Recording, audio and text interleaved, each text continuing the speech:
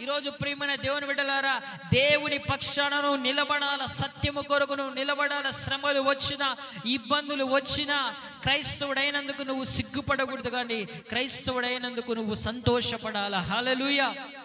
ఈరోజు నీ జీవితంలో ఏ ప్లేస్లో అయినా కూడా క్రైస్తవుడని చెప్పుకోవడానికి సిగ్గుపడవద్దు. గర్వంగా చెప్పుకో, నేను క్రైస్తవుడని. హల్లెలూయా. చాలా మంది బైబిల్ తీసుకొని రావడానికి కూడా సిగ్గుపడుతూ ఉంటారు. క్రైస్తవులని చెప్పుకోవడానికి కూడా సిగ్గుపడుతూ ఉంటారు. ఆ విధంగా ఉండకూడదు మన జీవితం. మనం ఎట్లా ఉండాలంటే క్రైస్తవుడని మనం బహిరంగంగా ప్రకటించుకోవాలి. క్రైస్తవులని మనం చెప్పుకోవాలా, సిగ్గుపడడానికి వీల్లేదు. ఏ రోజు కూడా మనము క్రైస్తవుడైనందుకు సిగ్గుపడడానికి వీల్లేదు. ఏ రోజు కూడా మనం ఆ పేరును దాచిపెట్టుకోకూడదు. క్రైస్తవుడైనందుకు మనము సంతోషపడాలి. హల్లెలూయా. మనకు శ్రమలు కలుగుతున్నా మనము ఆ క్రైస్తవుడని మనము చెప్పుకోవాల్సిందే. ప్రియమైన దేవుని బిడ్డలారా, క్రీస్తు నందు మనము దృఢమైన విశ్వాసం కలిగి ఉండాలి.